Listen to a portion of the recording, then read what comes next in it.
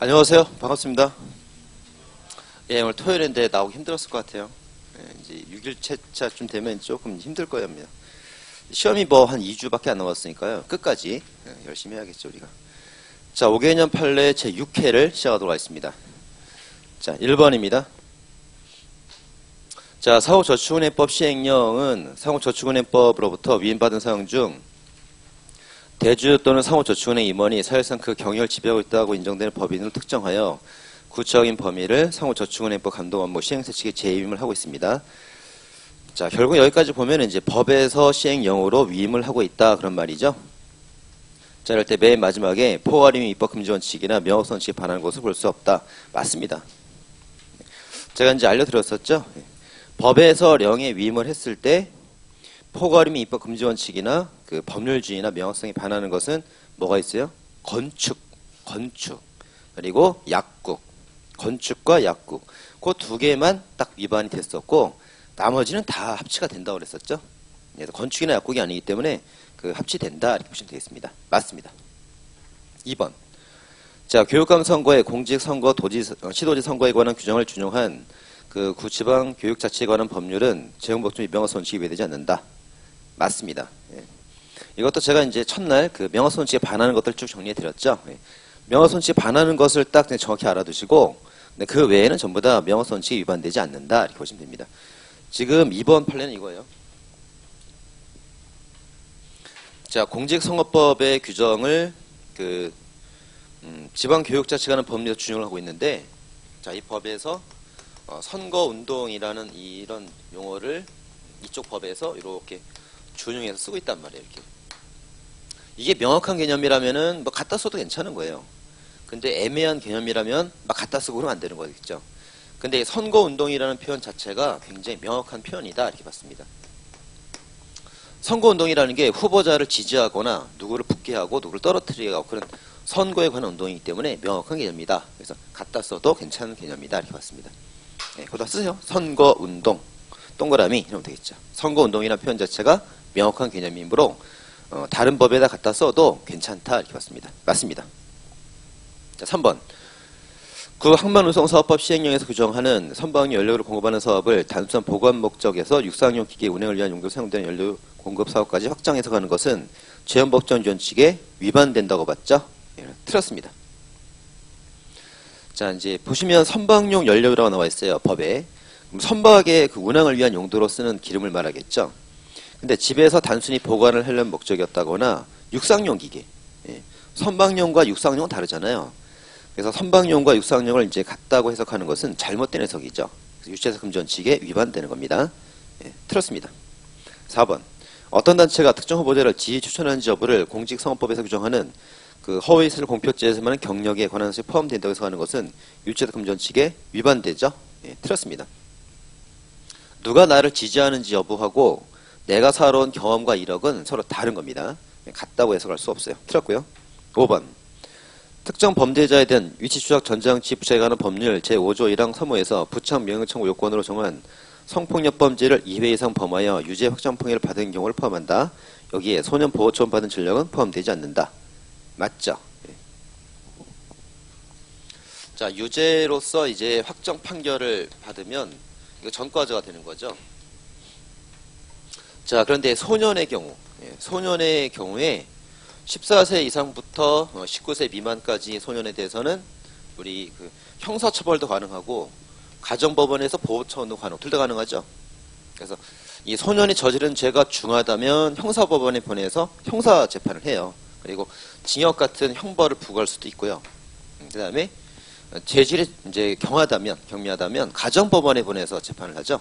그리고 얘를 보호처분을 하게 됩니다. 소년원에 보내고 이렇게 한단 말이에요. 자, 징역은 형벌이니까 이게 전과 남는 거예요. 그래서 유죄 판결에 포함된다. 이런 판례도 있습니다.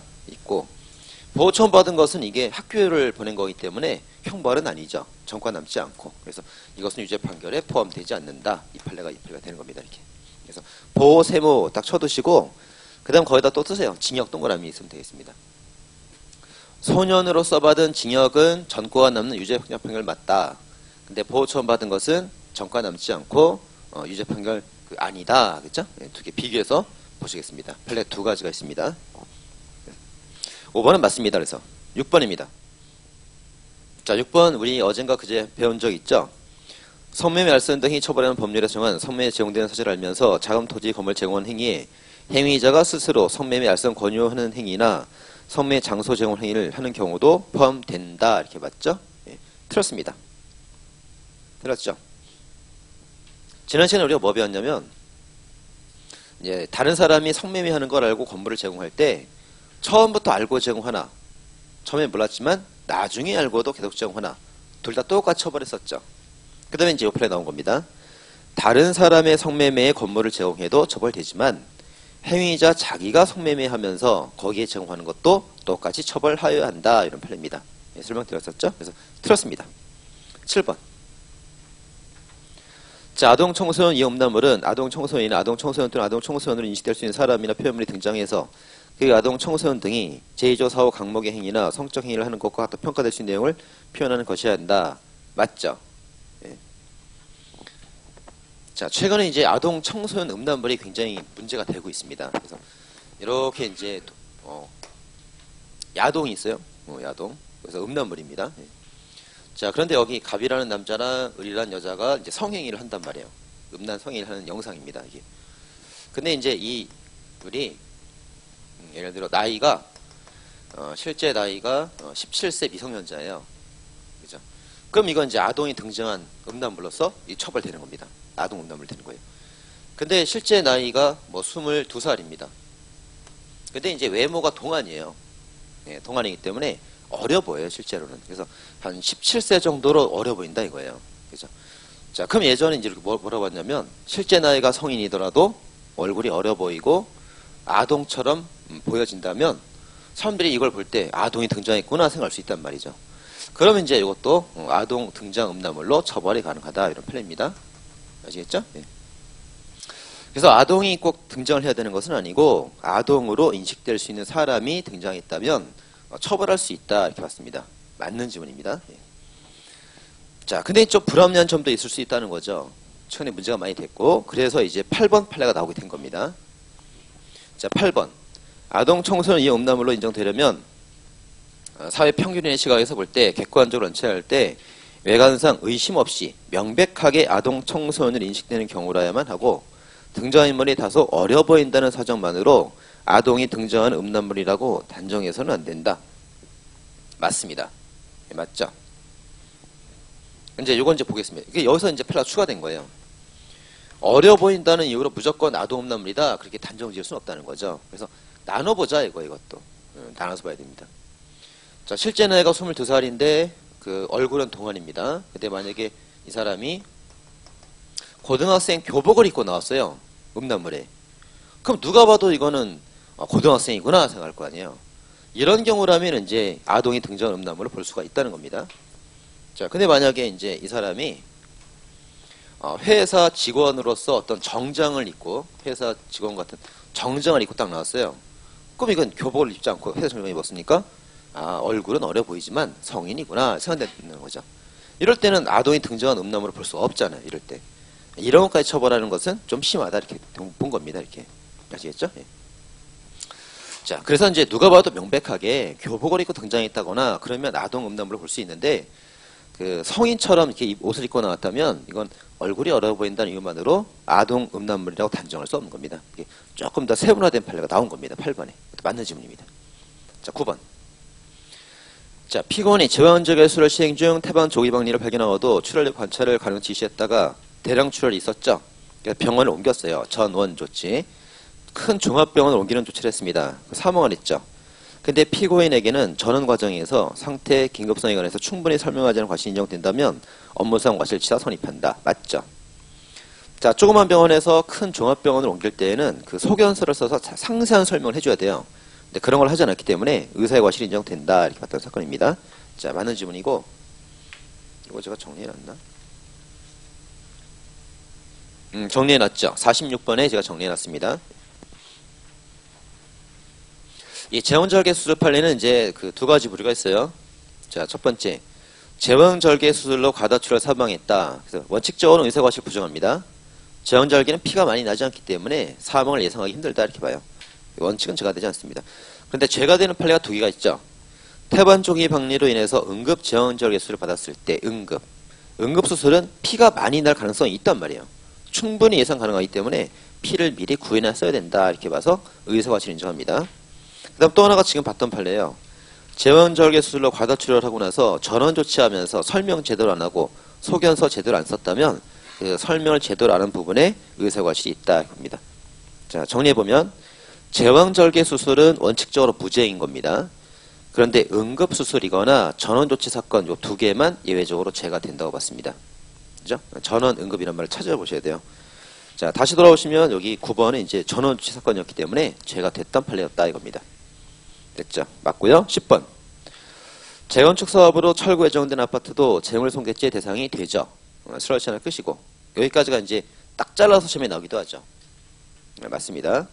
그러나 이런 아파트라도 가집행 선고 판결을 받아 철거했다면 판결 세모죠. 네, 법원에 판결했다 철거했다면 정당행위가 된다 이겁니다. 맞는 질문이죠. 자, 손괴죄 액체가 된다. 그리고 판결을 받은 행위는 정당행위다. 두 가지 원점입니다. 맞습니다.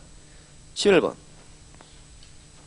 자, 갑 주식회사 대표이사와 실질자 운영자인 피고인들이 공모하여 자신들의 의뢰에 대해 부담하는 개인 채무 지급을 위하여 갑 회사로 하여금 미 채무에 대해 연대 보증하게 한 후에 슬러시.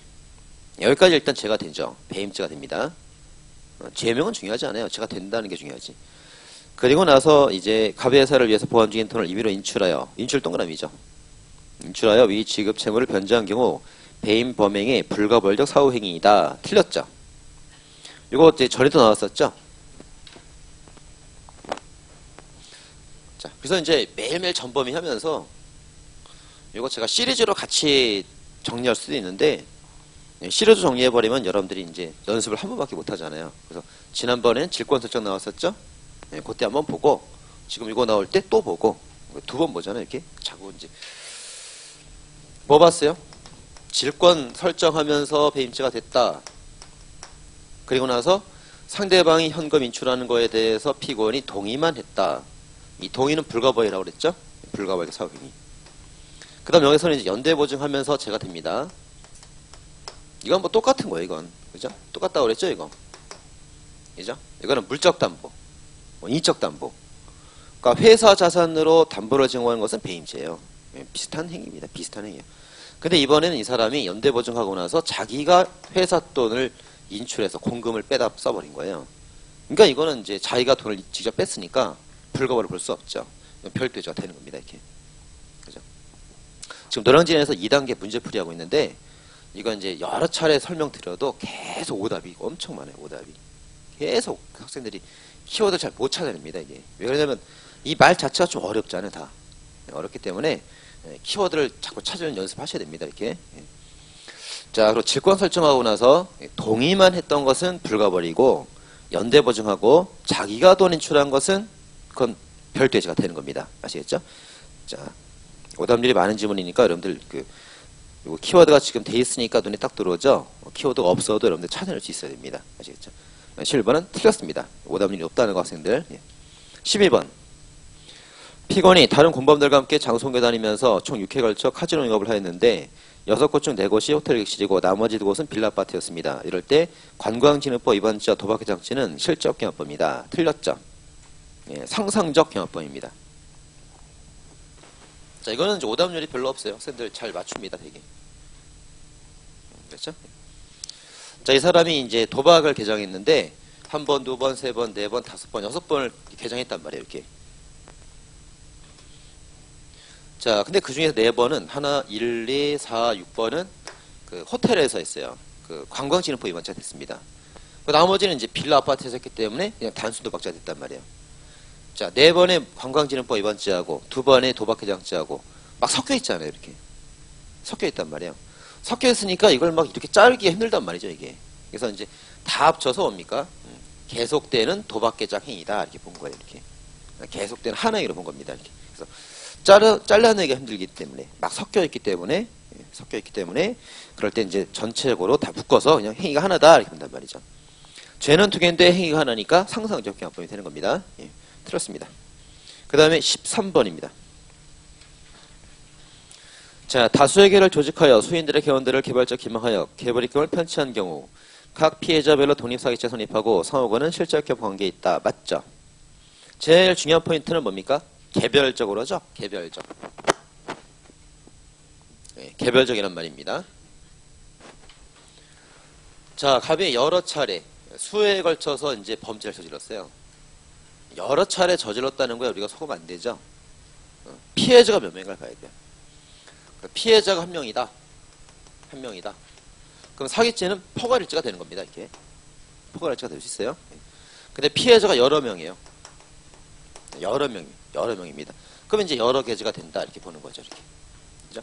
그 다음 제가 여러 개인 때는 이제 상경, 실경 나눠서 봐야 되는데, 이렇게 나눠서 봐야 되는데, 전체적으로 볼 때 이제 뭐 같은 장소였다. 뭐 같은 방, 같은 장소, 이런 행위가 나오게 되면 이제 한 번의 기망, 같은 방에 모아놓고 한 번의 기망으로 돈을 이렇게 받아낸 거죠. 계속. 그죠? 기망하는 게 사기 행위거든요. 돈을 여러 차례 받아냈더라도. 그래서 이제 이런 경우는 행위를 하나로 본단 말이죠. 그래서 이게 그 상경이 되고, 자, 그 다음에 뭐 각 객실 판례 있습니다. 강도죄 파트에서 각 객실마다 들어가서 또는 개별적으로 뭐 각 또는 개별적 이런 말이 나오면 여러 차례 기망 행위 자체가 여러 번 있는 거예요.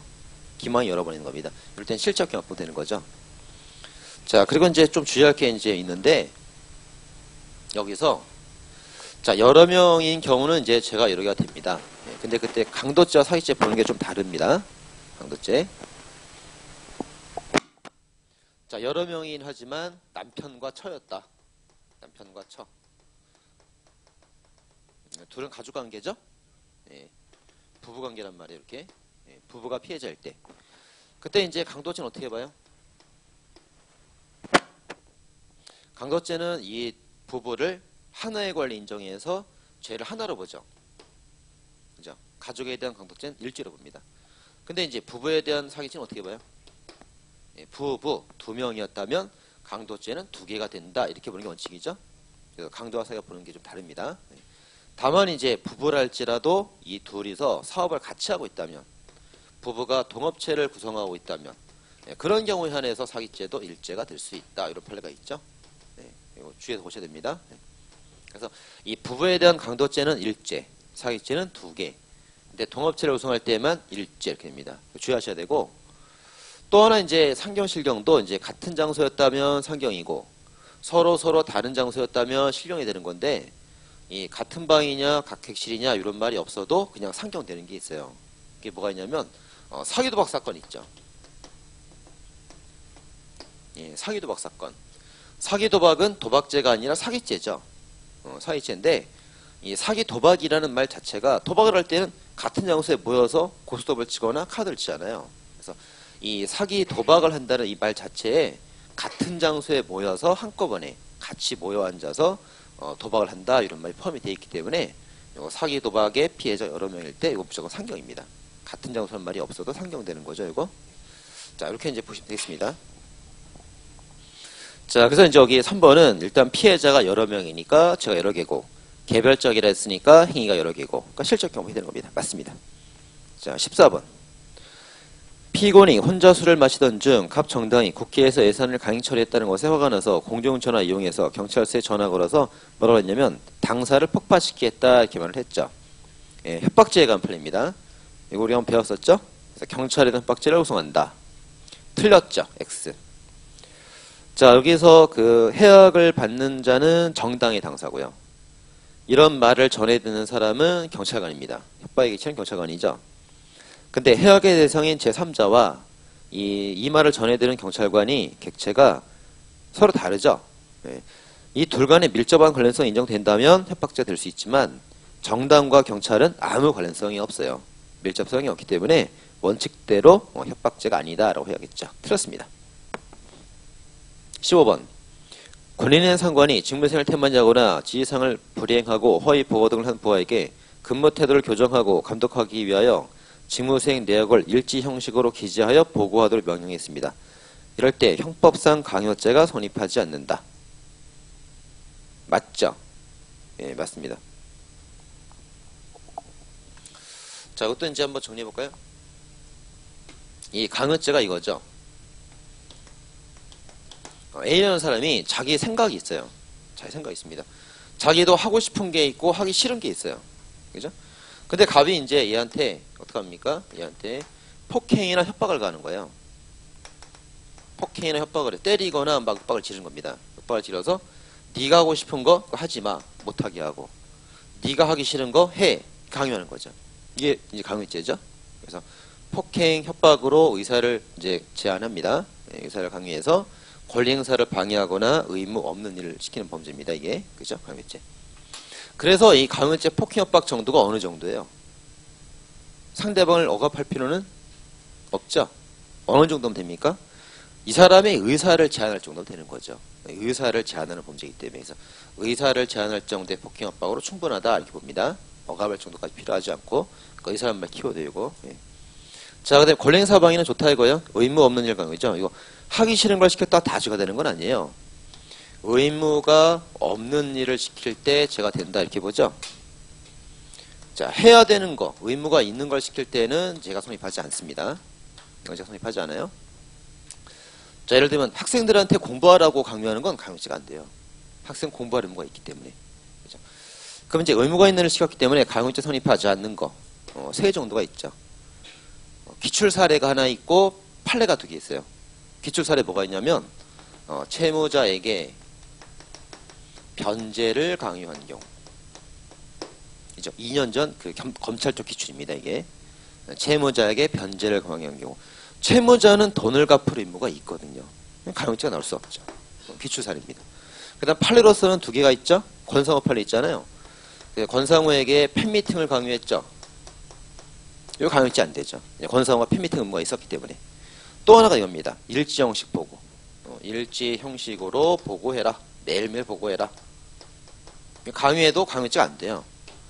왜냐하면 상관은 부한테 명령을 내리고 상관이 명령을 내리면 그걸 해야 되는 겁니다. 의무가 생기기 때문에 강요죄가 안 됩니다. 그래서 강요죄가 안 되는 세 가지. 기출 사례 하나랑 판례 두 개.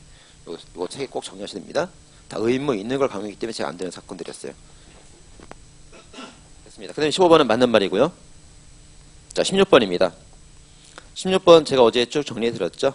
피고인이 피해자 인터넷 파단 채팅을 하면서 피해자 신체를 찍은 게 아니고 신체 부위가 이제 그 영상을 통해 전송되었는데 그 모니터에 나타난 영상 세 뭐죠? 예, 영상을 이제 뭡니까? 그 스마트폰 카메라로 탁 찍었단 말이에요. 신체를 직접 촬영하면 죄가 되지만 모니터에 나타난 영상을 촬영할 때에는 그 카메라용 촬영죄가 성립하지 않죠. 예, 틀렸습니다. 예, 이건 뭐 틀린 사람들 되게 못 봤어요. 제가 오답률이 거의 없습니다. 17번. 자, 역사 드라마 1945에서 나타났던 장면이 이승만에 관한 사자 명예훼손죄에 해당한다. 틀렸죠.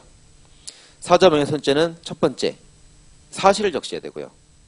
두 번째, 그 사실이 허위여야 됩니다. 진실을 적시하면 죄가 되지 않죠. 1번 명예훼손죄와 다릅니다. 허위 사실을 적시해야만 성립하는 범죄입니다. 근데 역사 드라마라는 것은 작가의 생각을 풀어낸 픽션이죠. 가상의 허구입니다, 이게. 진짜 어떤 그 사건이 아니란 말이에요. 그래서 드라마 자체가 작가의 생각을 풀어낸 것이기 때문에 실제 사건이 아닙니다, 이게. 그래서 사실의 적시 자체가 아니기 때문에 죄가 되지 않습니다. 틀렸죠. 18번. 자, 18번은 19번으로 이렇게 이어지는 겁니다. 18번. 위기 업무방해 성립 요건 및 그 컴퓨터 등 정보 처리에 정보를 입력하는 등의 행위가 입력된 정보 등을 바탕으로 업무를 담당하는 사람의 오인척과 부지를 일으킬 목적으로 행해진 경우 그 행위가 업무를 담당하는 사람을 직접적인 대상으로 이루어진 것이 아니더라도 위기에 해당할 수 있다. 예, 맞죠?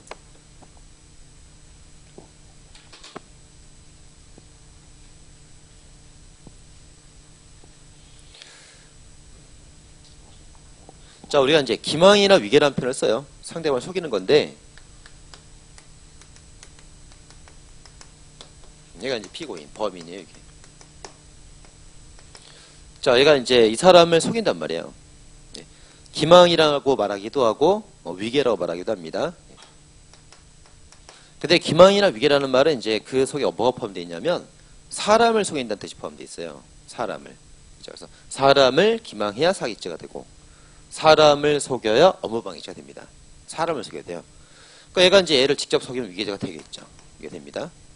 근데 이 사람이 만약에 이제 업무자를 속인 게 아니고 컴퓨터를 조작한 거예요.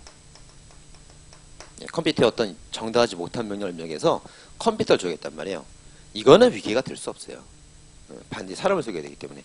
그래서 우리가 사기죄 파트에서도 사람을 속이면 사기죄지만 컴퓨터를 속인 것은 컴사가 되죠. 컴퓨터 상호 사기죄 됩니다. 이거는 위계가 될 수 없단 말이에요. 이건 위계가 아닙니다. 자, 근데 만약에 이제 이 사람이 컴퓨터를 조작해서 이 전산 처리 결과를 보고 업무자가 속았다면, 그때는 이제 위계가 될 수 있다는 거죠, 이렇게. 그죠? 그래서 사람을 속여도 위계지만 컴퓨터를 조작해서 그 결과를 보고 얘가 착각을 익힌다면 이것도 위계가 될 수 있다. 요렇게 속이나 요렇게 속이나 똑같은 거죠. 자, 고팔레입니다. 자, 그래서 이제 그 업무를 담당하는 사람을 직접 속이지 않더라도 컴퓨터 조작을 통해서 사람을 속이더라도 위계가 될 수 있는 겁니다. 자, 맞는 질문이죠. 자, 따라서 19번. 갑 정당의 국회의원, 비례대표보다 추천을 위한 당내 경선 과정에서 피고인들이 선거권자들로부터 인증 번호를 전달받은 뒤 그들 명의로 특정 후보자에게 전자투표를 했습니다. 전자투표. 전자 동그라미 치고요. 자, 이런 경우에도 갑 정당의 경선 관리 업무를 방해한 것으로 볼 수 있다. 맞죠? 네. 자, 이 사람이 지금 컴퓨터를 속여서 전자투표하고 있습니다. 전자투표로 만약에 끝나버렸다면 업무방해 나올 수 없어요. 근데 전자투표한 이 컴퓨터의 이 결과를 이 담당자들, 경선관리 업무자들이 봤다는 거죠. 보고 이 사람들이 업무를 처리한단 말이에요. 결국 컴퓨터를 통해서 사람을 속였기 때문에 이것도 위계 업무방해죄가 될 수 있다. 이런 판례입니다. 자, 19번 맞습니다. 자, 20번입니다. 제3자로 하여금 상대방이 어떤 위계를 취하는 등으로 상대방 업무에 곤란을 야기하거나 그런 위험이 초래되겠다 할지라도 행위자가 제3자 의사결정에 관여할 수 있는 권한이 있거나 업무상 지시할 수 있는 지위에 있는 경우에는 특별한 사정이 없는 한 업무방해죄를 구성하지 아니한다. 맞습니다. 자, 맞죠? 자, 그럼 이것도 한번 보도록 하겠습니다. 자, 업무방해죄. 자, 이 사람이 이제 업무자예요. 업무자입니다. 이 업무는 계속 직업처럼 계속돼야 되죠. 계속성이 있어야 되죠. 그래서 일회적인 것은 업무가 아니죠. 직업이 아닙니다. 그죠? 그런 거 뭐 어떤 판례들이 있어요? 조경공사, 주주 의결권 행사, 이런 건 일회적이기 때문에 업무가 아니죠. 그렇죠? 그 다음에 이제 직업도 보호가치가 있어야 되죠. 보호가치가 있어야 됩니다. 보호할 필요가 없는 것은 업무가 아니잖아요. 그죠? 보호가치 없는 업무들 뭐 있어요? 다 해드렸죠? 시험 얼마 안 남았기 때문에 이제 자꾸 기억을 되살려 봐야 됩니다, 우리가. 반복하는 겁니다, 지금. 의사, 임원, 중개, 성매매, 정지, 재측정. 보호가치가 없죠? 업무가 아닌 것들입니다. 그 다음에 이제 이게 그 업무가 되려면 사적인 사무여야 되죠? 공적 사무는 안 됩니다. 왜? 공적 사무 방해하면 공무방해죄 돼버리잖아요. 그래서 공적 사무로서 업무가 아닌 거 두 개 있죠? 경찰청 민원실, 마산시장 기자회견, 공적 사무였습니다. 이거 업무가 아닌 것들입니다. 그 다음에 일, 무. 일하는 걸 방해해야 되죠? 일하는 걸 방해 업무방해죄 됩니다. 그 사람이 하고 싶은 권리를 방해하는 것은 업무방해가 아니에요. 그죠? 권리로 보는 게 뭐가 있어요? 판례가 초등학생들 수업. 이거는 학생들의 권리를 누리는 겁니다. 극장에서 돈 내고 영화 보듯이 돈 내고 수업 받는 거예요. 권리이기 때문에 일을 방해한 게 아니다. 안 되는 거 다 정리하셔야 됩니다. 자, 그 다음에 이제 갑이 이 사람의 업무를 방해하는 건데 방해 형태가 세 가지가 있죠. 허위 사실을 다른 사람한테 막 퍼뜨리거나 위계로서 업무자를 막 속이거나 아니면 어떤 힘을 행사하거나 이 세 가지 형태가 있죠. 그래서 이건 이제 어느 정도 몇 개 비교하셔야 됩니다. 이게.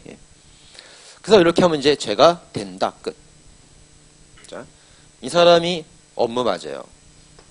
이런 업무 맞고 이런 세 가지 형태로 얘를 방해했습니다. 그럼 죄가 되는 거죠. 끝. 근데 어서 이제 우리가 하나 더 봐야 될 게 있단 말이에요. 하나 더 이제 한 번 더 검토할 게 뭐냐면 최종적인 검토할 게 뭐냐면 요거죠. 자, 힘으로 사람의 업무를 방해했을 때 일단은 죄가 되는데 힘으로 방해해도 죄가 되지 않는 경우가 있어요. 그건 예외적인 플랜이 있단 말이에요. 그게 뭐냐면 힘을 써도 되는 사람들이 있어요. 정당한 권한이 있는 사람도 있습니다. 있는 사람도 있단 말이에요. 누구냐면 이제 상관이나 이런 사람들이겠죠. 예를 들면. 그죠? 네. 김순경이 한참 일을 하고 있단 말이에요. 근데 거기 가서 이제 장경장이 딱 가갖고 자네 지금 하던 일 그만두고 딴 일을 하게 그랬단 말이에요. 아, 저 일하는데 왜 방해하고 그러세요? 그만해. 그만할 방해했단 말이에요. 그래도 이제 뭡니까? 이 경장은 순경에게 그 일을 방해하고 그만해라. 딴 일 해라. 이렇게 명령을 낼 권한이 있단 말이죠, 이게. 그래서 이 권한이 있는 사람들은 자기 지위를 이용해서 업무를 방해해도 죄가 되지 않는 경우가 있습니다. 그죠? 그런 판례들이 쫙 있다는 거죠, 이게. 그죠? 어떤 판례가 있습니까? 계약을 적법하게 해제한 도급인 판례가 있죠? 계약을 적법하게 해제했으면 거기에 나와 있는 공사자재를 치워도 되는 거예요. 권한이 있는 겁니다. 죄가 되지 않죠. 그 다음에 토지를 30년간 점유해왔습니다. 30년간 점유한 내 땅이에요. 내 땅에 누가 딴짓하고 있으면 좀 힘으로써 방해해도 괜찮은 겁니다. 이게. 그 다음에 그 토지 소유자 판례도 있죠. 내 땅에 누가 구덩이 파놨단 말이에요. 그 내가 내 거니까 그거 치워라 할 권한이 있는 거죠. 이런 판례도 몇 개가 있습니다. 몇 개가 있고 최근에 넣은 판례가 거기 있는 거예요. 새마을조합 판례가 나온 겁니다. 자, 조합에서는 새마을 금고 측에다가 이 사람이 여기 의결을 통해서만 금고 임원이 되기 때문에 조합은 금고에 대해서 이래라 저래라 명령을 낼 권한이 있다고 봤죠. 그래서 제가 안 되는 판례가 나온 겁니다. 이렇게. 그죠? 옛날에 잘 나가 기출되는 것들이고 이건 이제 최근에 나온 판례고. 아시겠죠? 예. 자, 그럼 최근 판례 보도록 하겠습니다. 다 알고 있겠지만 제가 이제 다시 한번 기억을 환기시키는 겁니다. 21번. 공공광역시 개인택시 운송사업적 새마을 금고 임원이 되기 위해서는 금고 임원이 되려면 그 공공광역택시 조합원의 자격이 있어야 돼요. 조합 자격이 있어야 임원이 되는 겁니다. 그러니까 조합이 금고를 지배하고 있는 거예요, 이게. 그죠? 권한이 있는 겁니다. 따라서 새마을 금고와 사실상 조합의 영향력 하에 있어 그 권고를 따르지 있음을 이용해서 조합 이사장 지위에 있던 피고인이 이사장 명의로 새마을 금고에 공문을 보내서 개인택시 신문에 게재된 광고를 중단해라. 그만해라. 명령을 내릴 수 있는 거예요. 이렇게. 따라서 위력 업무방해죄에 해당한다. 틀렸죠. 위력을 써도 되는 겁니다. 예? 조합이 금고를 지배하기 때문에 이래라 저래라 할 권한이 있는 겁니다. 그런 판례였습니다. 틀렸죠. 자, 22번은 이제 또 나왔습니다. 여러 차례 나오고 있는데요. 유치권자가 피담보 채권인 공사대금 채권을 실제로 허위로 크게 풀려서 유치권 판례 나왔어요. 경매를 신청했다. 경매 동그라미죠. 예, 경매를 신청하면 경매법원에서 소송이 시작돼요. 소송이 시작됩니다. 소송사기죄 생척수가 인정되죠. 들었습니다. 다만 이제 유치권을 그냥 법원에 신고했을 때 신고만으로는 그 소송사기죄 생척수가 아니다 이런 판례도 있죠. 그죠? 유치권 나왔으면 경매 신청은 시행착수가 인정되고 단순한 신고는 시행착수가 부정되고 경매라는 말이 꼭 들어가야만 착수가 인정됩니다. 틀렸습니다. 자, 23번. 23번은 이제 아래 24번으로 이어지는 겁니다. 23번. 설령 허위 정보를 입력한 경우 아니라 하더라도 당해 사무처리 시스템 프로그램을 구성하는 개개 명령을 부정하게 변개 삭제하는 행위는 물론 프로그램 자체에서 발생하는 오류를 적극적으로 이용하여 그 사무처리 목적에 비춰 정당하지 않은 사무처리하게 하는 행위도 특별한 사정이 없는 한 부정 명령 입력에 해당한다고 보아야 한다. 맞죠? 자, 이거 무슨 내용인지 잘 보셔야겠어요. 자, 컴퓨터 사용 사기죄입니다. 자, 갑이 사람을 기망했다. 그럼 사기죄. 예, 컴퓨터를 적극적으로 기망했다. 컴사. 이렇게 되는 거죠. 네. 그래서 이제 컴사가 되려면 이 사람이 어떤 부정한 명령을 이렇게 적극적으로 입력을 해줘야 돼요. 이렇게 입력을 해줄 때 제가 되는 겁니다, 원래. 근데 이 사람이 어떤 명령을 입력한 적이 없어요. 뭐 패스워드, 아이디 이런 거 넣은 적도 없고 입력한 적이 없단 말이에요. 근데 컴퓨터가 스스로 오작동된 거예요. 스스로 이제 작동이 이제 잘못 오작동되고 있는 겁니다. 내가 컴퓨터를 망가뜨리는 건 아니죠. 컴퓨터가 근데 스스로 오작동하고 있어요. 그걸 이용해서 뒷돈을 챙겨도 컴사가 될 수 있다는 거예요. 그래서 아시겠죠? 자, 공부 많이 하는 사람들이 또 알 텐데, 예, 사기죄는 그런 거 있습니다. 얘가 피해자를 속여서 재산을 취득하면 사기죄예요. 근데 얘는 이 사람을 속인 적이 없어요. 속인 적이 없는데 이 사람이 이제 어떤 그 생활 경험이 없는 미성년자이기 때문에 그죠? 지러천박 그죠? 경솔한 사람이란 말이에요. 그래서 착오해가지고 그냥 돈을 갖다 주고 있단 말이에요. 이걸 이용해 돈을 받아내면 무슨 죄가 돼요? 아는 사람 있어요? 준사기 된단 말이에요. 준사기. 그죠? 근데 이제 컴퓨터 사용사기죄는 컴퓨터 사용사기죄, 그리고 준 컴퓨터 사용사기죄. 그런 규정이 없단 말이에요. 없기 때문에 두 개가 다 똑같이 그냥 컴퓨터로 처벌하는 게 맞다. 이렇게 보는 겁니다. 이렇게. 아시겠죠? 자, 그런 판례입니다. 그래서 자, 내가 컴퓨터를 조작해서 돈을 취득해도 검사지만 컴퓨터가 스스로 오작동합니다. 그 오류를 이용해서 돈을 챙겨도 검사가 될 수 있다. 이런 판례입니다. 자, 따라서 24번으로 연결됩니다. 복권 인터넷 사이트 가상 계좌에서 복권 구매 요청금과 동일한 액수의 가상연금이 입금되는 프로그램 오류 현상을 이용하여 지금 복권 사이트가 지금 오류가 났군요. 예, 오류가 났습니다. 그걸 이용해서 가상 계좌에 전자복권 구매 명령 입력함으로써 재산을 취득했더라도 네가 조작한 건 아니지만 스스로 오작동하는 걸 이용해서 돈을 취득해도 컴사에서 말하는 부정 명령 입력에 해당한다. 컴사로 처벌하겠다. 맞습니다. 자, 25번입니다. 자, 채무자가 채권자에게 차원금 채무에 대한 담보로 채무자 소유 골프장 이용권을 제공한 후 이를 임의로 처분하는 경우 채무자에게 배임죄 성립한다. 맞죠? 자, 담보로 제공한다 이런 약속을 어긴 거예요. 담보로 제공한다 그러니까 팔아버렸잖아요. 자, 담보 제공 약속을 어겼을 때는 다 배임죄가 됩니다. 자, 부동산도 배임죄가 되죠? 동산, 주권 이런 것도 죄가 되죠?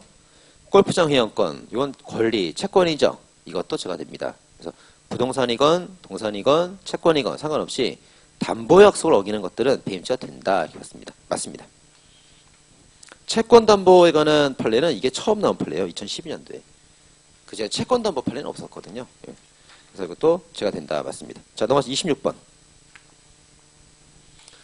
자, 피고인이 그 갑주식에서 주권 발행자 주식을 이미 그 주식에 매도하였음에도 주식 명의 개설을 받을 수 있도록 협조하지 아니하고 위주를 포기하고 갑에서 반환하는 경우 배임죄가 성립한다. 틀렸죠? 예, 틀렸습니다. 주권은 동산이죠? 동산입니다. 예를 들면 이제 여러분들 그 학원 수강증 비슷한 거예요. 학원 수강증, 상품권, 주권 다 종이 쪼가리 동산이에요. 근데 주식은 권리예요. 눈에 보이지 않는 겁니다. 모의결권, 수강할 수 있는 권리 이런 거란 말이에요. 아시겠죠? 예. 그 다음 보니까 이제 두 번째 명의개서 이런 것도 있어요.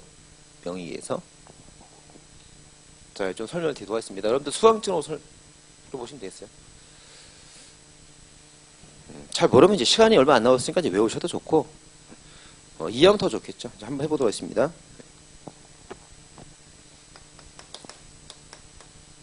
자, 프라임 합격관 학원이 있어요. 근데 갑이 이제 돈을 냈습니다. 자, 뭔가 수강하거나 공부할 수 있는 권리가 생겼죠. 예, 이거는 이제 눈에 보이지 않는 거예요. 근데 이 사람이 이제 수강 권리가 있기 때문에 돈 내고 수강증 발급해 주세요. 그랬단 말이에요. 근데 학원에 수강증 발급기가 고장났어요. 예, 고장이 나서 수강증 발급을 못 해줬어요. 예, 수강증이 없이 지금 학원 다니고 있는 겁니다. 이 사람은. 그럼 이 사람이 이제 수강할 권리가 있다는 걸 어떻게 증명할 길이 없잖아요. 그래서 이제 학원 직원이 이렇게 학원 장부에다가 썼어요. 갑, 전화번호 몇 번 해갖고 이 사람은 이제 수강할 권리가 있는 사람입니다. 수강증은 발급 안 됐지만 수강할 권리가 있습니다. 다 기재해놨단 말이에요. 그럼 얘가 이제 수강할 권리가 있다는 게 증명되죠. 이렇게. 자, 이런 상태에서 이 사람이 이제 그 공부를 하다가 일이 생겨서 지방에 내려가게 됐어요. 그럼 이 수강할 수 있는 수강권을 친구에게 팔 수 있단 말이죠. 양도할 수 있단 말이에요. 팔았어요. 근데 이 사람이 이제 수강할 권리가 이 사람한테 이렇게 팔렸습니다. 또 맞고 팔았어요, 권리를. 그죠? 그럼 이 사람이 이제 수강할 권리가 있다는 거를 이제 어떻게 하면 되는 겁니까? 여기다 쓰면 돼요, 이렇게. 학원에 가서 말하면 됩니다. 제가 수강할 권리를 얘한테 팔았습니다. 이 사람한테 나중에 기회 고쳐지면 수강증 발급해 주세요. 라고 하고 여기다가 갑 대신 을이라고 개해서, 명의 개해서 이름을 바꿨으면 되는 겁니다. 이렇게. 그럼 이 사람이 수강할 권리가 있단 말이죠, 이게. 그죠? 자, 그러면 이제 자기가 수강증 발급은 안 됐지만 권리를 팔아 넘겼고, 그 다음에 여기다 명의 이름을 바꿨으면 얘는 이제 빠지고 얘가 수강하면 되는 거죠. 예. 자, 이로 인해서 피해를 본 사람은 아무도 없어요. 이걸 가지고 학원에 배신했다고 말할 수는 없는 거죠, 이게. 그렇죠? 배임죄가 안 되는 겁니다, 이게. 자, 여기서 이제 우리 수강증을 뭐로 생각하면 되냐면 주권입니다, 이게. 그리고 이 권리가 주식인 거예요. 주식. 이 주식회사에 가서 의결할 수 있는 권리를 주권으로 딱 증서가 발급되는 건데, 이게 발급되지 않아도 주지명부에다 이름을 쓰면 수강할 권리가 있는 것처럼 주식이 있는 거거든요, 이게. 그렇게 보시면 됩니다. 자, 다시 한번 해보겠습니다. 피고인이 갑 학원에 가서 수강증이 발행되진 않았지만 수강할 권리가 있었는데 그러한 수강 권리를 을한테 팔아넘겼어요. 그리고 학원에서 이름을 갑에서 을로 이름을 바꿔 기재했습니다. 그죠? 자, 또는 뭐 협조하지 않았다 등등의 사유가 있더라도 그 수강 권리가 이제 팔렸으면 을이 그냥 수강하면 되는 거예요. 수강하면 되는 거기 때문에 이 사람은 뭐 학원에 배신을 한 것도 아니고 상대방한테 배신한 것도 아니고 을은 수강 권리가 있는 겁니다. 아무한테 배신한 사람은 아무도 없어요. 그래서 배임죄가 되지 않습니다. 예. 자, 다시 주권 발행 전 주식을 매도했죠. 주권은 발행되지 않았지만 주식을 팔았죠. 그러면 팔린 거예요, 안 팔린 거예요? 팔린 겁니다. 팔았기 때문에 그 누구한테도 피해를 주는 사람은 아무도 없습니다. 그래서 이거는 배신이 아닙니다. 자, 주권 발행 전 주식의 양도는 죄가 되지 않습니다. 아시겠죠? 자, 그렇게 하시면 되겠습니다. 자, 틀었습니다. 그래서. 자, 이제 쭉 이해했으면 이제 시험이 얼마 안 남았으니까, 주권 발행 전 주식을 양도해도 무죄래. 이렇게 딱 이제 외우기도, 암기도 해야 됩니다. 네, 틀었습니다. 27번. 피고인이 건물에 관해서 전세 임대차 계약을 체결할 권한이 없습니다. 근데 임차인들을 속이고 전세 임대차 계약을 체결하고 돈을 받았죠? 여기까지 사기죄가 됩니다. 스러시 닦으시고. 자, 임차인들에게 사기쳤고요. 그 다음 건물에 관해서 전세 임대차 계약이 아닌 월세 임대차 계약을 체결할 업무상 임무를 위배해서 전세 임대차 계약을 체결해서 건물주에게도 피해를 또 줬죠. 아니 그 월세금 받으려고 그랬는데 전세보증금 반환치금 부담시켰어요. 그래서 피해자에게 또 배신을 한 겁니다. 죄명은 사기죄, 배임죄가 되고 이거는 이제 죄명을 묻기보다는 관계를 묻죠. 상경이에요, 실경이에요? 실경으로 봤죠? 판례는? 네, 쓰세요. 실경입니다. 맞는 지문입니다. 그러니까 실체적 경합범위 된다 이렇게 봤습니다. 네. 자, 임차인에 대한 사기 행위하고 그 피해 건물주에 관한 배신 행위가 이제 별도행위다 평가돼서 실체적 경합범 됐습니다. 이미 기출됐습니다. 이거 실체적 경합범 쓰시고 맞는 지문입니다. 28번 사기 범행 피해자로부터 현금을 예금 계좌로 송금받은 경우 이는 재물에 해당하는 현금을 교부하는 방법이 예금 계좌로 송금하는 형식으로 이루어진 것에 불과하므로 그 사기죄 액체는 재물이 아니라 이익이다. 틀렸죠? 예, 재물로 보고 있습니다. 재물이다 그래야 돼요. 예, 틀렸습니다. 자, 29번 사기 범행에 이용 대리라는 사정을 알고서도 자신의 명의로 은행 계좌를 개설하여 갑이 양도함으로써 갑이 이를 속여 을로 하여금 현금을 이 계좌 송금하게 한 사기 범행을 방조한 피고인이 위 계좌로 송금된 돈 중 일부를 인출한 경우 작물 취득자 선입한다. 틀렸죠? 쭉 읽어보시는데 이 사람이 자기 계좌에서 돈을 뽑았죠? 키워드 잡아놨죠? 자기 명의 계좌를 개설했고 자기 통장에 들어온 돈을 자기가 뽑았습니다. 이건 뭐 무죄죠? 무죄이기 때문에 작물이 아닙니다. 이것은 틀렸습니다. X 틀렸고 자 28번하고 29번은 제가 정리 좀 해놨을 겁니다. 자 뒤에 가면 이제 47번에는 제가 카메라용 촬영지 어제 배운 거 정리해놨고요. 그 다음에 49번을 가보세요. 이거 쭉 다 정리해놨죠? 자, 그거 다시 한번 이제 확인을 좀 해보시기 바랍니다. 이제 여러분들 공부 이제 열심히 했기 때문에 뭐 어느 정도 이해되실 텐데 최종적으로 마지막 확인 정리입니다. 이제 49번. 첫 번째, 타인을 기망해서 돈을 송금받으면. 그거 한번 해볼게요.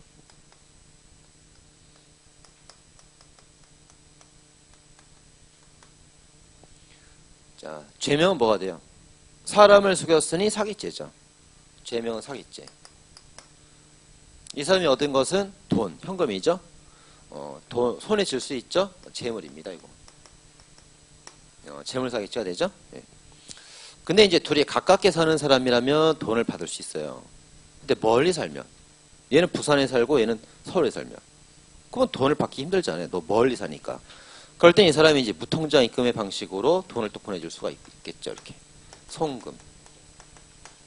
그죠? 그럼 가까이 있어서 돈을 손에 쥐어주나, 멀리 살기 때문에 무통장으로 돈을 보내나, 다 어차피 돈을 보낸 거잖아요. 그러니까 이것도 이제 재물사기죄로 보는 겁니다. 판례가. 통장에 돈이 들어왔다고 무조건 이익으로 보면 안 돼요. 재물사기죄입니다. 1번이고요. 그 다음에 2번. 타인의 카드를 결치해서 타인 계좌에서 그 현금을 인출하면, 자, A 카드를 이렇게 훔쳤습니다. 자, 카드에 대한 절도나 강도를 했어요. 네. 그러면 이제 이 카드 절도 강도죄가 되고, 그 다음에 이제 돈을 빼내는 것은 또 다른 별도의 죄가 되는 거죠. 네, 별도의 죄가 됩니다. 그래서 이 사람이 이제 훔친 카드로 이렇게 A 계좌, 남의 계좌죠. 남의 계좌 접속해서 돈을 이렇게 빼냈습니다. 현금 인출. 자, 현금이라는 재산을 빼는 거, 재물을 빼냈죠. 그래서 이거는 그 남의 계좌에 돈을 뺐기 때문에 남의 돈을 뺐다. 그래서 요 재물을 뺐기 때문에 절도죄가 되겠죠. 이렇게. 네, 절도죄가 되고. 그 다음에 이제 요 돈을 빼낼 때 현금을 뺄 수도 있지만 자기 계좌로 요렇게 이체할 수도 있겠죠. 이체. 그래서 돈을 빼면 절도지만 계좌 이체시키면 컴사가 됩니다. 이렇게. 컴사가 되죠. 그 다음에 이 사람이 이 돈을 또 빼내는 경우가 있겠죠. 이렇게 인출. 이제 비교해서 봐야 되죠. 남의 통장에서 돈을 빼면 도둑질이지만 일단 컴사로 자기 통장에 돈을 입금시킨 다음에 자기 통장에 돈을 뽑았다 이거예요.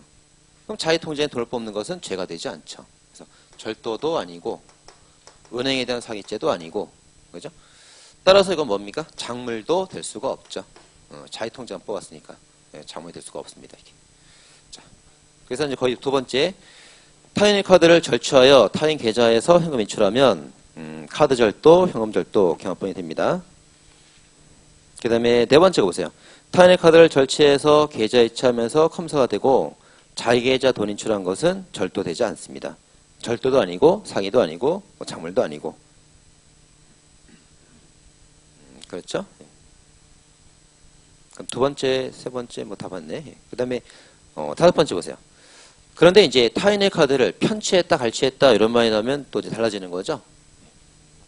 자, 그래서 지금 절도, 강도, 탈취죄를 하게 되면 이런 별도죄가 된단 말이에요. 근데 이 사람이 절도나 강도가 아니고 사기나 공갈죄로 카드를 취득했습니다. 자, 사기나 공갈죄는 편취죄이기 때문에 상대방이 쓰라고 주는 걸 받는 거죠. 편취죄입니다. 그래서 이 사람이 사기 공갈로 카드를 취득하고 뭐 이렇게 썼단 말이에요. 썼더라도 다 허락받은 상으로 보는 거죠. 그래서 다 죄가 되지 않습니다. 다 죄가 되지 않고 그냥 카드 사기 공갈죄 포괄죄만 되는 거죠. 쓰라고 준 걸 썼기 때문에. 그렇죠? 그래서 이제 이 카드 자체를 편취 갈취했을 때는 카드에 관한 죄만 성립하는 겁니다. 끝. 그죠? 자, 그 다음 또 하나 예외. 자기 통장에서 돈을 인출하는 것은 사기, 절도, 작물 다 안 되는데 이 자기 통장 돈 인출해도 되는 죄가 딱 하나가 있죠. 차고 송금 사건에서 횡령죄는 된다 이렇게 봤죠. 돌려줄 의무가 있다 이렇게 봤습니다. 됐죠. 그거 잘 정리하십니다. 다 빈출 지문들이죠, 전부 다. 네. 잘 정리하시고. 자, 됐습니다. 돌아오시면 되겠어요. 자, 30번입니다. 30번.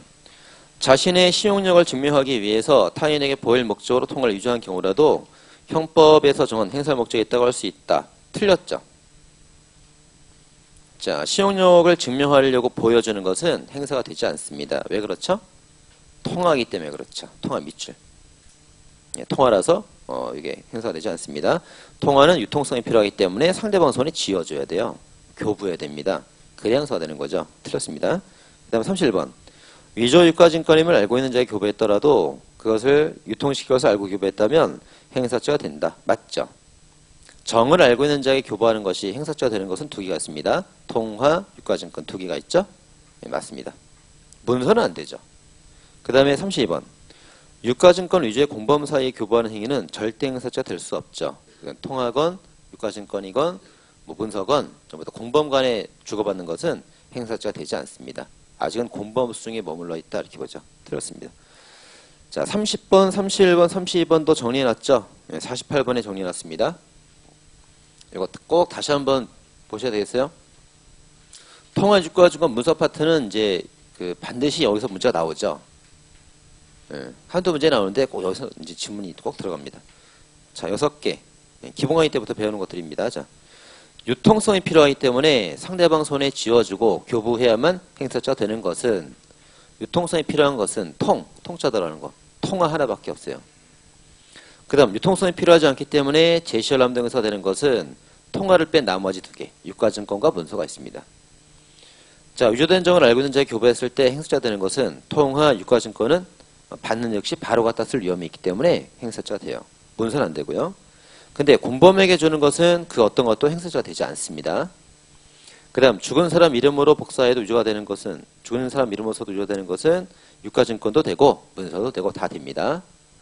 그리고 복사를 위조로 보는 것은 문서 하나밖에 없죠. 유가증권은 가짜 티가 나기 때문에 복사가 되기, 위조가 되기 힘들다 이렇게 보고 있습니다. 꼭 이제 정리해 주시고. 됐습니다. 다시 돌아오셔서 이제 33번. 자, 피건이 다른 서류에 찍혀있던 갑의 직인을 칼로 우러내어 풀을 붙인 후 이를 복사하는 방법으로 경력증명서를 유지했습니다. 복사죠. 이게 만약 유가증권이었다면 위조가 안 되겠죠. 근데 경력증명서, 추천서 이런 건 문서잖아요. 문서이기 때문에 위조죄가 성립하는 겁니다. 맞죠? 그래서 위조가 되기 때문에 행사죄도 되는 겁니다. 맞고. 34번. 피건들이 채권 추심이나 강제 표현을 회피하고자 서로 통모해 마치 진전 약속을 발행한 것처럼 가정하고 공직인으로 하여금 공정증서를 작성하게 했다. 거짓말을 쓰게 했으니까 죄가 되죠. 맞습니다. 진정한 어음인 것처럼 가정했다는 것은 가짜를 진짜처럼 거짓말을 썼다는 얘기예요. 죄가 됩니다. 맞습니다. 자, 또 이제 정리했습니다. 50번에. 자, 50번에 제일 잘 헷갈린 거 2개 정리해놨죠? 진정한 약속어민 것처럼 가정했다. 허위 채권이다. 거짓말로 공증을 받았다. 그러면 다 거짓말이니까 죄가 됩니다. 근데 허위 채권의 양도 판례에 기출됐었죠? 우리 시험에. 허위 채권 양도는 채권은 거짓이지만 양도 계약 자체는 진실이죠. 양도에는 거짓이라는 수식어가 없어요. 양도는 진실이기 때문에 양도에 관한 공증을 받은 것은 죄가 되지 않는다. 이렇게 이제 2개 꼭 비교해서 보셔야 되겠습니다. 자, 다시 돌아오시면 35번. 전자기록 위작이란 권 없는 사람이 전자기록을 작출한 경우는 물론이고 권한을 부여받은 사람이 권한을 남용해서 거짓말을 쓰는 경우에도 죄가 된다. 맞죠? 자, 우리가 위작 배웠죠? 위작이라는 것은 위조와 작성의 합성어죠. 그러니까 위조라는 것은 권한이 없는 사람이 하는 거고요. 작성은 권한 있는 사람이 하는 거고. 그죠? 그러니까 위작이라는 것은 권한 없는 자가 하건 권한 있는 자가 하건 다 죄가 될 수 있죠. 이렇게. 맞습니다. 36번.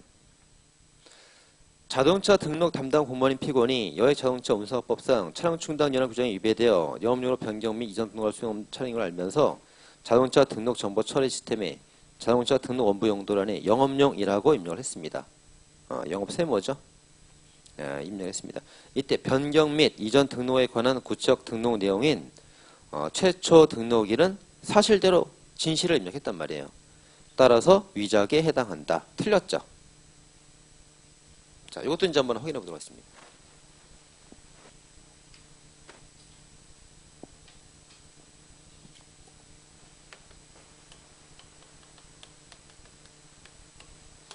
자, 허위 작성의 이 허위라는 것은 이 증명할 수 있는 실제 사건에 허위 사실 기재가 있어야만 되는 거죠. 그래야 제가 되는 겁니다. 자, 생각이나 판단의 잘못이 있었을 때는 허위라고 말할 수가 없어요. 그죠? 생각이나 판단의 거짓이 있었다. 이것만으로는 이제 허위 작성이 되지 않습니다. 그래서 이 대표적인 경우가 뭐가 있어요? 고의로 법령을 잘못 적용한 경우. 이건 사건의 거짓이 있는 게 아니고 공무원이 판단에서 미스가 있었던 거죠. 이건 허위 작성이 되지 않습니다. 그래서 이제 허위 작성죄 되지 않는단 말이에요. 제가 안 됩니다. 이제 그런 판례가 이제 4개가 있죠. 네 개가 있습니다. 그래서 도문자가 있어요. 영, 선생님은 견과류를 먹어도 죄가 되지 않는다. 영어 견과류 죄가 되지 않는다. 동자가 있단 말이에요. 영이라는 게 바로 여기 나와 있는 영업용팔입니다. 위작이 아니라 봤죠? 그 다음에 이건 어퍼가 사건이죠. 이건 건축허가 사건, 건축허가 과세표준. 그렇죠? 네, 이런 것들은 이제 고의로 법령 잘못 적용 문제로서 허위작성죄가 되지 않습니다. 그죠? 되겠고, 여러분 다 알고 있죠? 다 빈출 지문들이에요, 다. 네, 그죠? 허위작성죄 안 됩니다. 그 중에서 우리가 좀 더 자세히 봐야 되는 것은 어퍼가 사건입니다.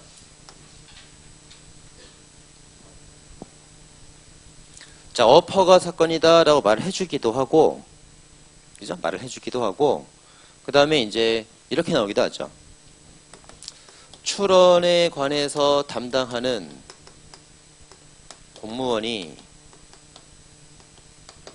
이제 부하 직원을 속여서 이렇게 해서 어떤 그 허가를 받게 하였다. 이렇게 문구가 나올 때가 있어요. 출원 담당 공무원이 주체가 되는 사건은 어퍼가 사건밖에 없어요. 그래서 이런 말이 나오면 이게 어퍼가 사건이구나 이렇게 알아주면 됩니다. 이렇게 아시겠죠? 그럼 이제 이런 사건, 어퍼가 사건은 이제 논점이 세 가지가 있어요. 어퍼가 사건은 일단 첫 번째 논점이 허위 공문서 작성죄 안 된다. 이게 첫 번째 논점이고요. 그죠? 논점이고 그 다음 여기 이제 뭡니까? 공무원이 공무원을 속인 사건이 되기 때문에 뭐가 되냐면 위계에 의한 공무집행 방해죄는 성립이 돼요. 성립이 됩니다. 근데 이제 이게 성립이 됐을 때 직무유기죄가 되느냐는 또 별개 문제인데 이게 바로 자기범이거든요. 네, 자기범. 근데 직무유기죄는 부자의 범이거든요, 이게. 그래서 자기범이 성립하면 부자의 범은 성립하지 않죠. 네, 성립하지 않습니다. 그래서 어퍼 논점은 이제 세 가지입니다. 허위작성죄 안 되고, 위계공직범은 되고, 직무유기죄는 되지 않고.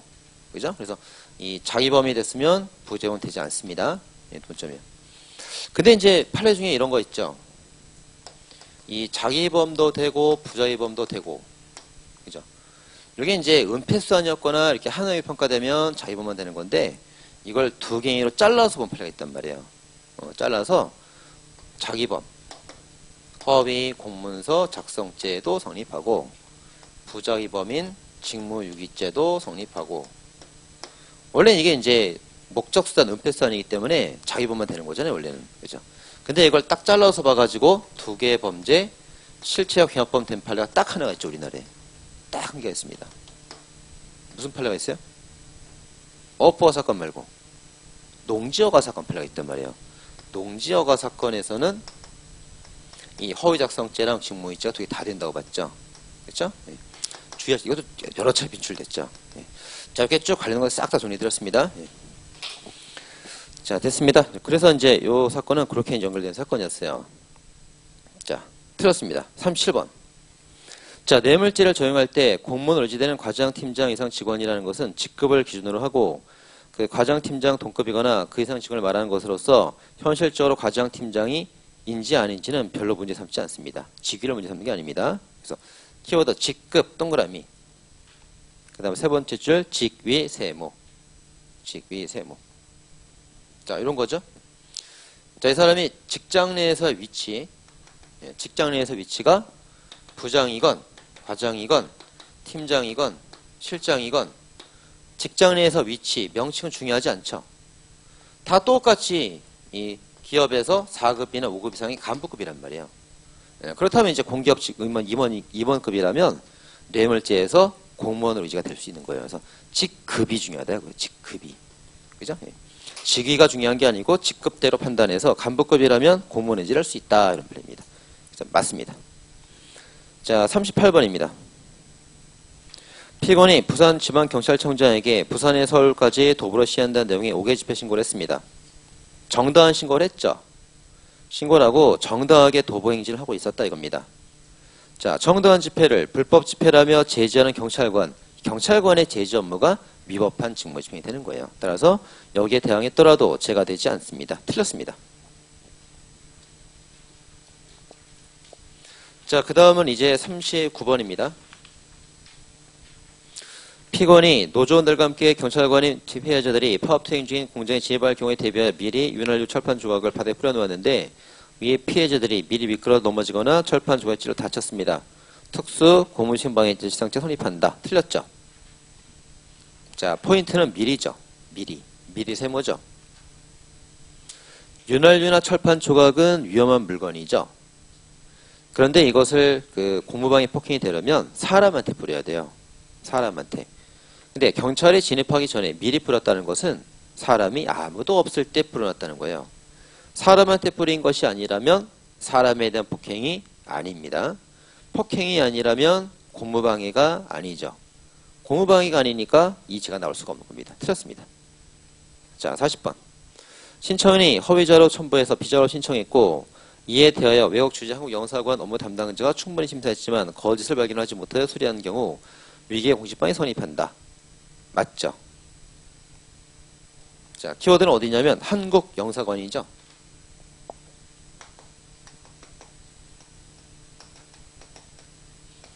예, 한국영사관은 이제 우리나라 공무소예요. 그죠? 네, 우리나라 공무소이기 때문에 공무집행방해죄가 성립하게 됩니다. 이렇게. 근데 비자 발급 관련돼서 판례가 또 하나 있죠. 미국 대사관을 속인 판례가 있죠. 예, 미국 대사관은 이제 미국에서는 공무소지만 우리나라 입장에서 볼 땐 사기업이죠. 사인단체입니다. 그래서 이것은 사적인 사무로 봐야 되기 때문에 업무방해죄가 되죠. 이건. 그죠? 외국에서나 공무소지 우리나라에서는 이제 사기업이란 말이에요. 그래서 이거 공무방해냐 사적방해냐 이렇게 달라집니다. 달라져요. 판례 두 개 다 있죠? 예. 40번은 맞습니다. 41번. 강제 출국당한 중국 동포인 피고인이 중국에서 이름과 생년을 변경 허가를 발급받아 중국 주재 대한민국 총영사관에 지출하여 입국 사증을 받은 다음 다시 입국하여 외국인 등록증을 발급받고 귀화 허가 신청서를 제출했다.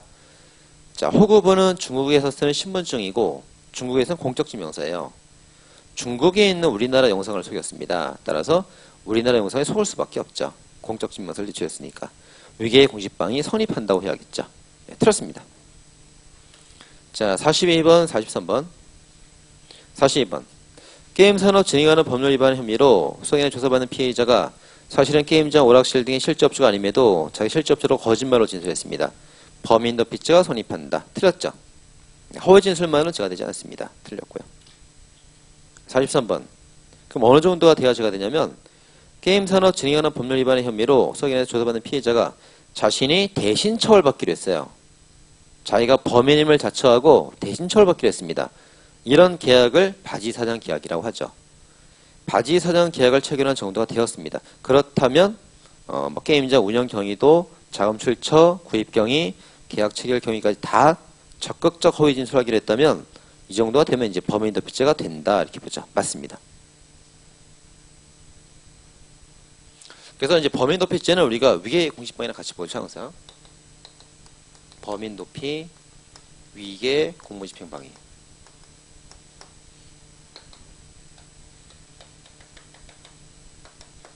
거짓말했다고 죄가 되지 않습니다. 이게. 그래서 허위란 말 있더라도 일단 죄가 안 되는 게 원칙이라고 그랬죠.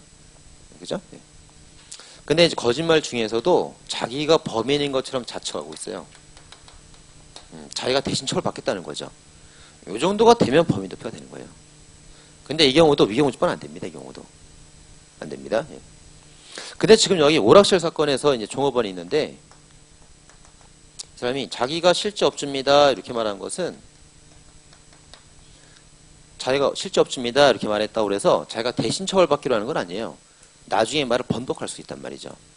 단순 거짓말이다 이렇게 보기 때문에 죄가 안 됩니다. 근데 이 사람이 실제 업주를 대신해서 처벌받기로 대신 처벌받기로 바지사장 계약을 맺었다면 이런 정도가 돼야만 자기가 진짜 범인인 것처럼 자수해서 대신 처벌받겠다 하고 있잖아요.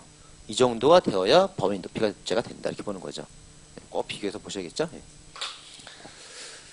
제가 또 잘 나오는 판례죠. 44번입니다. 소송 절차가 분리된 공동피고인이더라도 불리한 진술을 강요할 우려가 있으므로 증인 적격이 없다. 틀렸죠. 자, 소송 절차 분리되면 증인 자격이 생깁니다. 틀렸습니다. 그 다음 따라서 이 피고인이 자기 범죄 사실에 대하여 증언 거부권을 행사하지 아니한 채 거짓말을 했다면 유증자 성립을 하는 겁니다. 틀렸습니다. 틀렸죠? 자, 이것도 보세요. 네. 자, 법관이 있고 검사가 있고 피고인이 있는데 피고인이 2명이에요. 공동 피고인. 네, 갑을 2명입니다. 네, 공동 피고인 2이에요. 그럼 서로가 서로에 대해서 증인이 될 수 있어요, 원래. 네, 서로서 증인이 될 수 있습니다, 이게. 근데 얘네들이 공범이란 말이죠, 이게. 네, 공범. 한 사건에 같은 살인죄 공범이에요. 그럼 이 공범이니까 이제 서로 짜고 친 놈들이잖아요. 한 패거리로 봐야 됩니다, 공범이라면. 한 패거리로 봐야 되기 때문에 얘는 얘한테 유리한 진술을 해주겠죠. 얘도 얘한테 유리한 진술을 해주겠죠. 서로 도와줄 거 아니에요, 공범이니까. 그래서 객관적 진술 확보가 어렵단 말이죠. 그래서 원래는 이제 이 사람들은 서로가 서로에 대해서 증인이 될 수 없다 이렇게 봅니다.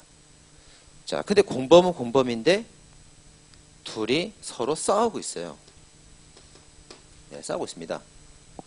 사건 현장에서 둘이 이제 살인죄 공범으로 딱 발각이 됐는데 얘는 네가 죽였잖아 이러고 있고 얘는 네가 죽였잖아 막 싸우고 있단 말이에요. 이럴 때는 이제 서로가 서로에 대해서 불리한 진술할 가능성도 있단 말이죠. 그럴 때는 이제 얘네들을 같이 재판하지 않습니다. 딱 분리해서 재판해야 따로따로 분리하는 거예요. 너는 너대로, 너는 너대로 딱 분리합니다. 이렇게. 예, 딱 분리해서 너 의뢰에 대해서 한번 말해봐라. 그러면 이제 의뢰 살인 사건에 했다는 불리한 진술을 막 하겠죠. 사이가 안 좋으니까. 그럼 얘도 이제 막 갑을 욕하면서 막 진술이 나올 거 아니에요. 그래서 이제 이렇게 분리해서 딱 재판하는 게 유리하다는 거죠. 분리하면 서로가 서로에게 불리한 짓을 막 할 것이기 때문에 어떤 사건에 관한 증거가 나올 수 있다는 겁니다. 그래서 이제 공범 관계를 할지라도 변론절차 분리가 되면 서로가 서로에 대해서 증인이 될 수 있다 이렇게 보는 거죠. 분리가 됐다면, 그죠? 자, 분리가 되면 이제 증인 자격이 생기는 겁니다. 그리고 이제 증언 거부권 행사 없이 거짓말했다면 원칙적으로 이제 성립한다고 해야겠죠. 틀렸습니다. 자, 45번. 피고인이 갑을과 공모하여 은행으로부터 대출금을 편취받은 것과는 별도란 말이 키워드죠. 별도로 갑이 피고인을 기망하여 대출금을 편취하였으니 처벌해달라는 취지로 고소하여 사익죄로 공소가 제기되었을 때 피고인이 공범이더라도 무고죄가 성립한다. 맞죠?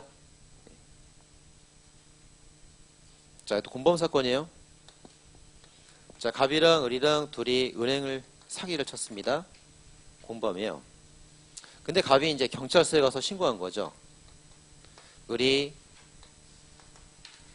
은행에다가 사기를 친 놈입니다. 자기 이제 공범을 신고했단 말이에요. 이런 거는 무고죄가 될 수 없죠. 그죠?